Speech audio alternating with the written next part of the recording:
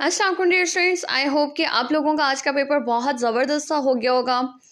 आज सप्लीमेंट्री 2025 का एग्ज़ाम था, ठीक है, जिसके अंदर फर्स्ट ईयर का पेपर 2 जो कि फार्मास्यूटिक्स और फार्माकोग्नोसी को मिलाकर बनता है वो होना था, और फार्मेसी टेक्नीशियन सेकेंड ईयर का भी पेपर 2 होना था, जिसके अंदर pharmacology, social behaviour, law and ethics और कंप्यूटर शामिल हैं।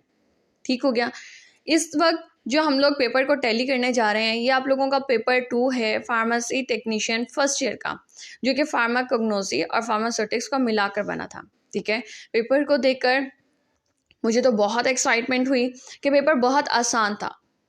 ठीक है, थोड़ा बहुत कंसेप्चुअल था लेकिन काफ़ी हद तक आसान था।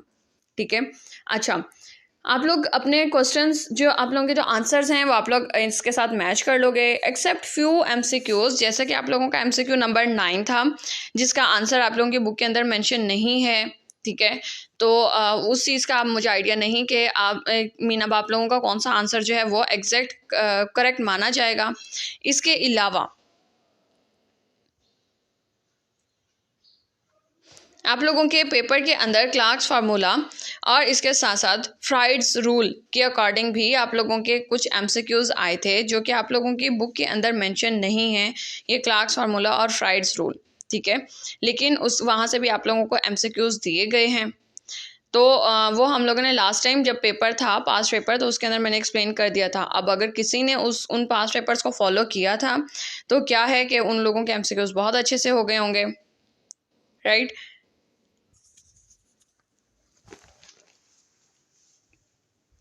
इसके अलावा अगर कोई भी एमसीक्यू जो कि थोड़ा सारा ब्लर हुआ है, सही से नज़र नहीं आ रहा, तो आप लोग मुझसे एमसीक्यू नंबर पूछ लोगे, मैं आप लोगों को कमेंट सेक्शन में वो मेंशन कर दूंगी। ठीक है, स्टेटमेंट बता दूंगी विद आंसर।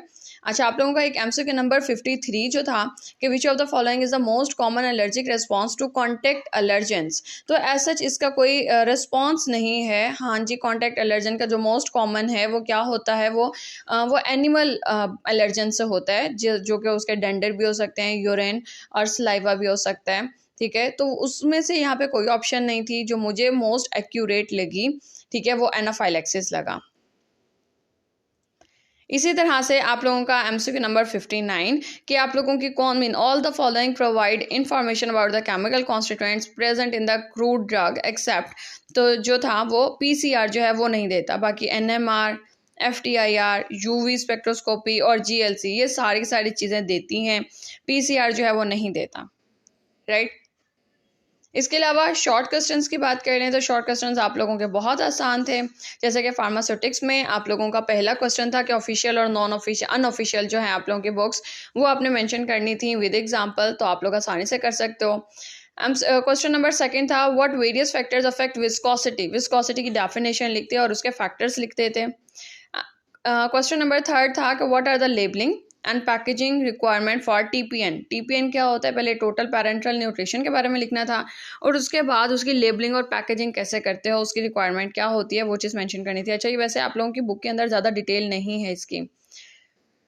क्वेश्चन नंबर 4 था what is crystallisation and describe the methods of crystallisation. तो क्रिस्टलाइजेशन क्या होती है और उसके मेथड्स, आप 3 तरह के मेथड्स होते हैं वो लिखने थे। What are liniments and write down their major uses.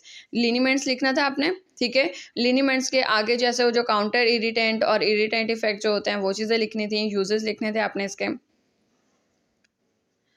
Question number 6 था what are parental preparations, write down their advantages and disadvantages. Parental preparations के बारे में लिखना था और उसके एडवांटेजेस डिसएडवांटेजेस जो कि आप लोगों की बुक के अंदर मेंशन है, आप लोगों ने वो लिखने थे। ठीक हो गया। फार्माकोग्नोसी की तरफ चलें तो बहुत ही आसान सा पहला आप लोगों का सवाल था what are crude drugs, name methods for classification of crude drugs. ये मैंने कल को ही आप लोगों को जो इंपॉर्टेंट क्वेश्चंस बताए थे उसके अंदर ये बार बार आ रहा था कि क्रूड ड्रग के क्लासिफिकेशन कैसे करते हैं।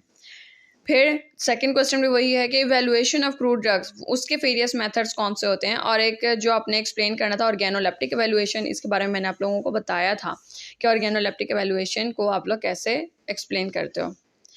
क्वेश्चन नंबर 9 के define extraction, write down advantages of extraction. तो एक्सट्रैक्शन की डेफिनेशन लिखनी थी आपने, ठीक है, और उसके बेनिफिट्स जो उसके एडवांटेजेस हैं वो चीज़ मेंशन करनी थी।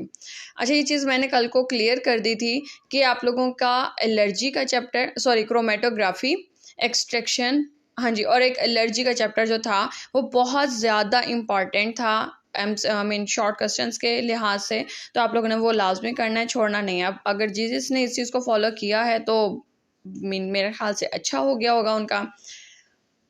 क्वेश्चन नंबर 10 था, write down the classification of poisonous plants with respect to the toxicity they cause, give 2 examples of the plants causing सीवियस टॉक्सिसिटी। आप लोगों ने पहले पॉइजनस प्लांट्स की थोड़ी बहुत 1-2 लाइन लिख के उसकी क्लासिफिकेशन लिखनी थी। क्लासिफिकेशन लिखने के बाद आप लोगों ने क्या करना था, वो वाले प्लांट जो कि सीवियस को टॉक्सिसिटी कॉज करते हैं कार्डियोवास्कुलर सिस्टम को, आपने उसको एक्सप्लेन करना था। Question number 11, what food most often cause food allergy and what are the symptoms of allergy caused by the ingested allergens. तो ये आप लोगों ने एलर्जन की डेफिनेशन लिख के उसकी टाइप्स लिखते, इंजेस्टेड एलर्जन की डेफिनेशन लिखते और फिर फूड के बारे में बताते हैं, वो जो उसके 8 मोस्टली कॉजिंग जो आपके फूड हैं, 8 फूड्स जो हैं जो कि 90% अप्रॉक्सीमेटली 90% फूड एलर्जी कॉज करते हैं, उनके बारे में मेंशन करना था। और लास्ट क्वेश्चन था, what is the difference between organize and unorganize drug. ये भी क्वेश्चन मैंने कल को बार बार बताया था कि ये बार बार आ रहा है, क्लासिफिकेशंस आ रही हैं, ये आ रहा है, पॉइजनस प्लांट आ रहा है। आप लोगों ने ये चीज़ें नहीं छोड़नी, लाजमी करना है। तो आप लोगों ने ऑर्गेनाइज अनऑर्गेनाइज ड्रग की डेफिनेशंस लिखने के बाद दोनों के आपने टेबल बनाने थे। टेबल में आप तकरीबन 4 से 5 एग्जाम्पल्स देते। ठीक हो गया। आई होप कि आप लोगों ने अपने एमसीक्यूज़ के आंसर्स लगाए होंगे, ठीक है, मैच कर लिए होंगे और आप लोगों का पेपर भी बहुत अच्छा सा हो गया होगा, राइट। अगर फिर भी कोई क्वेश्चन हो और आप लोगों का सही से स्टेटमेंट नहीं समझ में आ रही हो तो आप लोग मुझे कमेंट सेक्शन में ज़रूर बताओगे, और अगर तो जो भी आप लोगों के एमसीक्यूज़ के मार्क्स बनते हैं मुझे वो भी कमेंट सेक्शन में ज़रूर बताओगे। अब तक के लिए इतना ही। Thank you so much. अल्लाह हाफिज़।